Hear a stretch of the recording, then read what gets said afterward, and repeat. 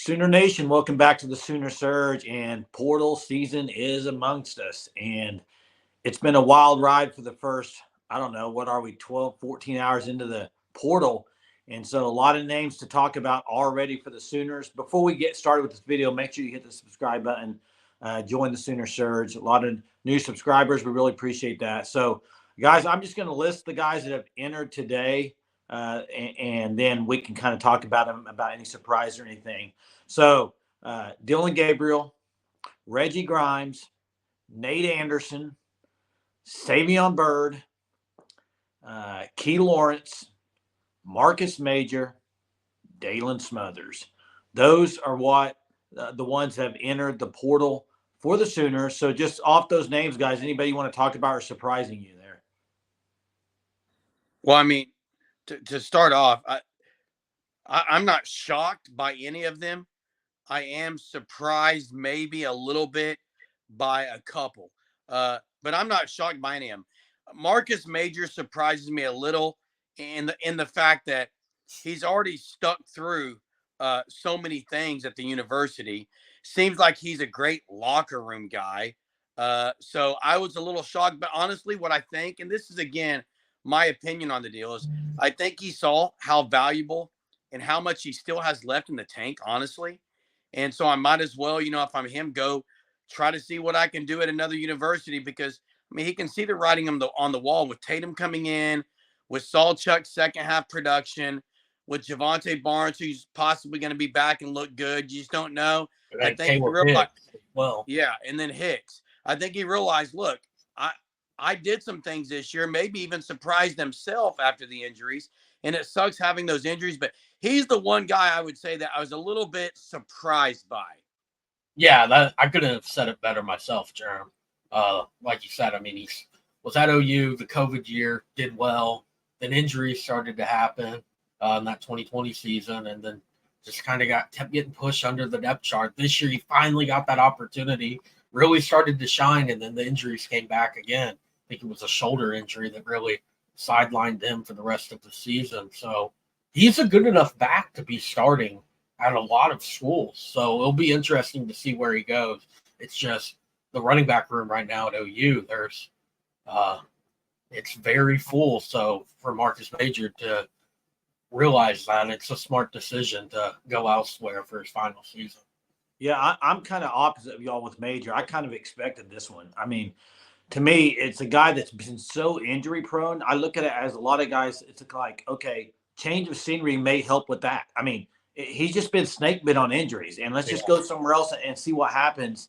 And he can go play somewhere. And you're right, the writing's on the wall when you got a 5-star recruit coming in. They haven't had a 5-star running back in a long time, a true 5-star. So you got that. You got Salchuk. You got Caleb Hicks. So it's a deep room still with him, Smothers, and Tallawee Walker all leaving. Smothers left. So I don't know about that one. The other one to me that is not a surprise, but I kind of expected, I think I hinted at it maybe a few days ago, was Key Lawrence. And the fact of the matter is with that one, guys, Peyton Bowen was injured and banged up. Had he not been banged up, he probably would have been getting a ton of snaps. Well, Robert Spears-Jennings started to get some snaps. And Robert Spears-Jennings started to get snaps a lot more than Key Lawrence. So I think it's one of those things, and they got talent coming in. I think it's one of those things like, go play somewhere where you can play a lot of snaps if you're wanting to try to go to the NFL.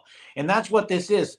Portals for the players right now. It's for the players to better themselves. And yes, some of these guys we mentioned processed out. Garrett, I promise you some of them were processed out.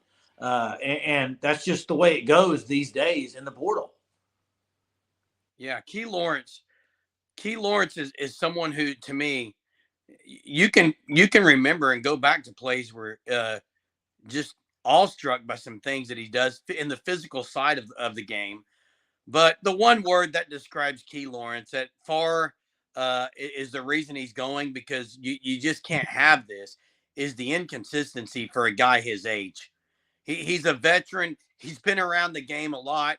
He had a chance in Venable system. He learned the system, but the inconsistency has not changed. And I'm sure and look, guys, we don't know behind scenes and behind closed doors, but obviously, I'm going to go with what I know. And BV and staff seems to be a very good communicative staff.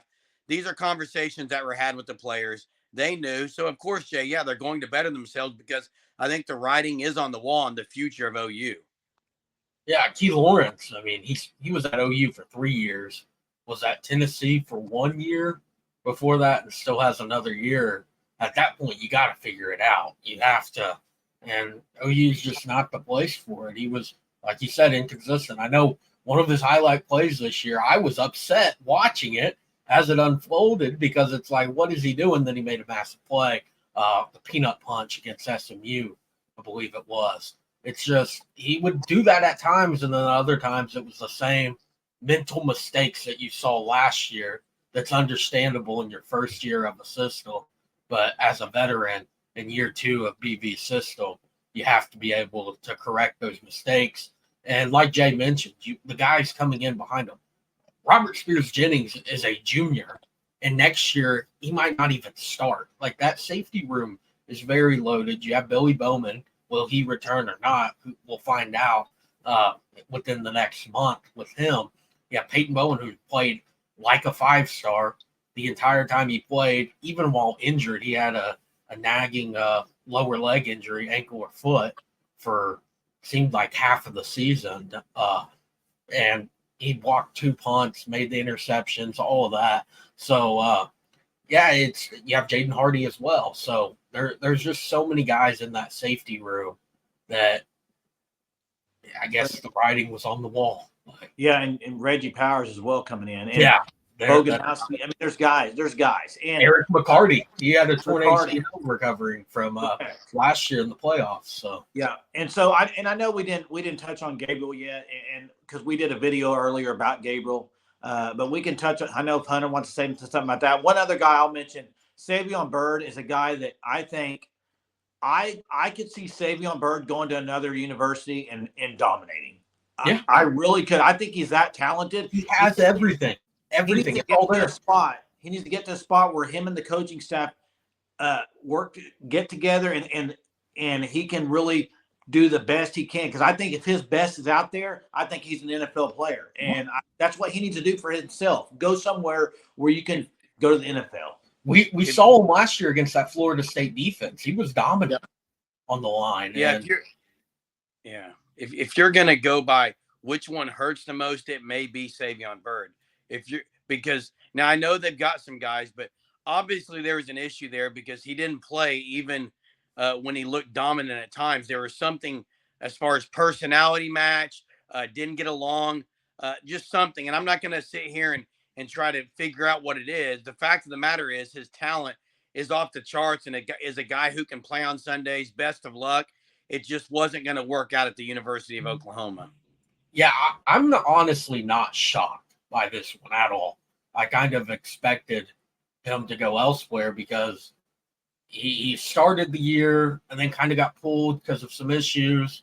And then, I mean, a true freshman took over for him and Caden Green and never looked back. And, I mean, if you're kind of speculating of what the offensive line will look like next year, I don't see Savion Byrd on that offensive line before this move happened. So, yeah, he has everything there. It's just a matter of him getting to somewhere where he can just put it all together for an entire season and build up his draft stock and have probably a long and successful career in the NFL.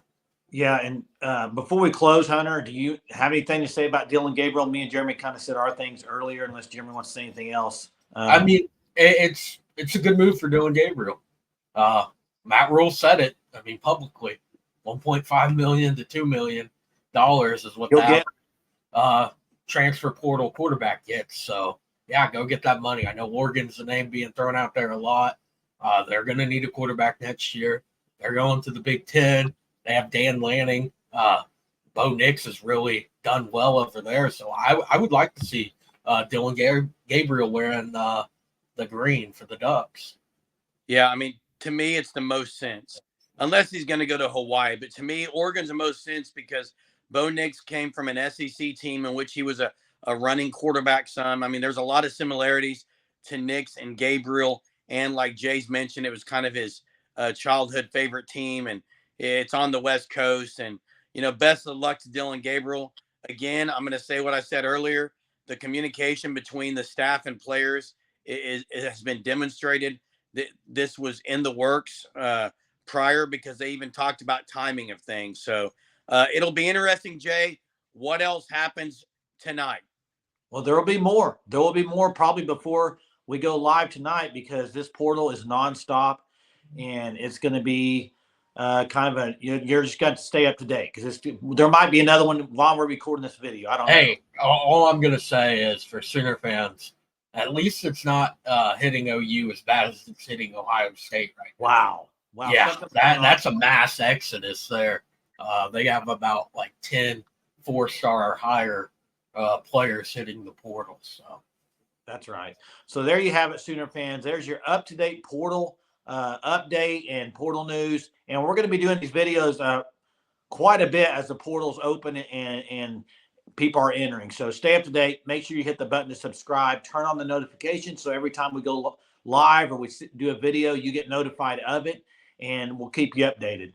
Till next time, guys. Boomer.